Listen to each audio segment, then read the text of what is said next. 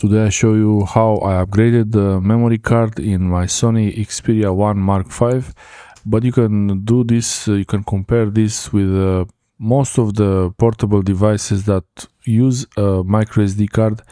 This is the AGI 1TB AGI Gaming 1TB card. It has some more complex name, Supreme something, I can't remember, but this is the name, AGI Gaming 1TB. This is not usually I buy the Sandisk cards, but I found a better price for this, a cheaper price, so I got this one instead of the Sandisk Extreme Pro. This is not a sponsored video, I bought this with my own money, and now you see the SD card that's already in the phone. That's the Sandisk Ultra. It's not a new card, it's only 64 GB for today's standards.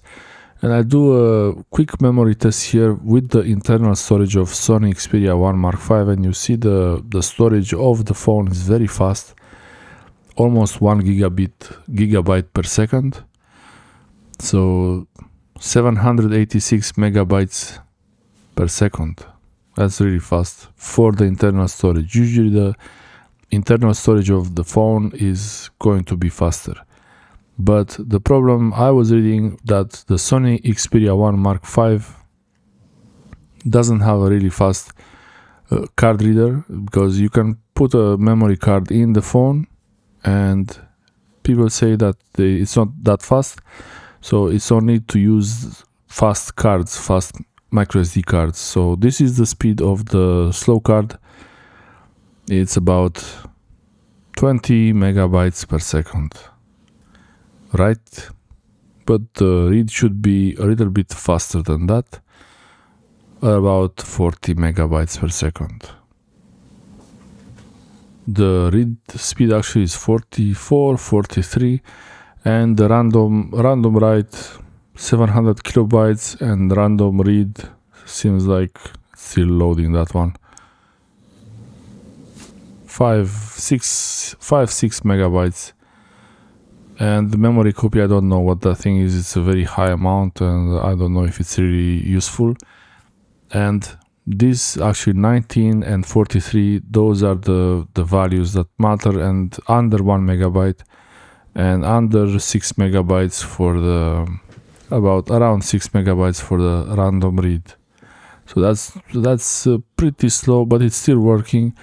And in general, the memory card in this phone is going to be slower, even if you get a really fast memory card like the Sandisk Extreme Pro MicroSD. It will still be not the full speed of the card, because the actual card reader in the phone is not going to give it let it use at the full speed, and I don't know why.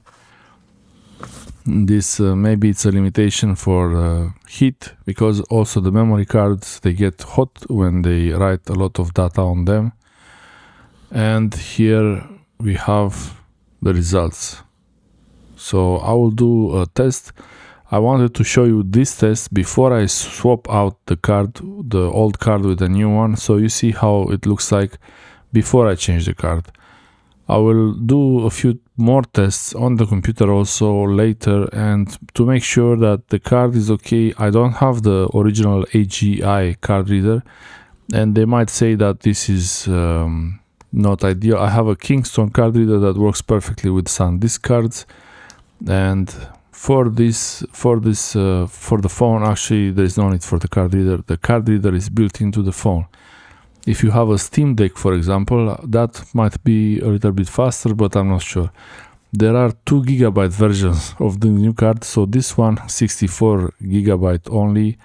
It's really not that much, and the V30 means it can do 30 megabytes per second constant write for video, 4K video recording.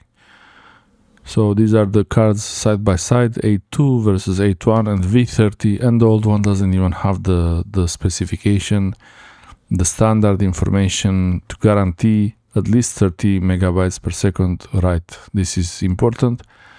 And if you have an action camera or a drone, this is ideal. Like one of these cards would really work well with the drone, or like a DJI drone, or any small device that uses a microSD card instead of the full size SD card. So the card is inside the phone and it's recognized. It was already formatted exFAT, and when I put it in the phone, the Sony Xperia Android 14 will generate the folders for Android. There's a directory structure for downloads folder, movies folder, music, all these. They're empty folders there, but they are created to you can actually install apps on the memory card. So I will do the test now. You see that's space, more than 900 gigabytes. It's not gonna be 1 terabyte because they always play with these numbers. You see, it's always the marketing numbers. They're always higher than what you actually get, and there's always a good explanation for that. Usually you have megabytes, which is the byte is 8 bits, so you will have to divide or multiply the amount depending on which one you're looking at. It's always confusing, but that's how it is. So you get the sequential write, it's 36.7 and 43.24 write, and 2.4, 7.42. Those are really much better results than the slow card. So if you're wondering if it's worth it to get a card that is faster, it's worth it. Not only because you're going to get a faster speed in the phone. Usually when copying large files, a lot of files on the card, I'll just take the card out of the phone and copy on the computer, and then on the computer in a memory card reader, then you get really the full speed of the memory card, and usually the read is higher.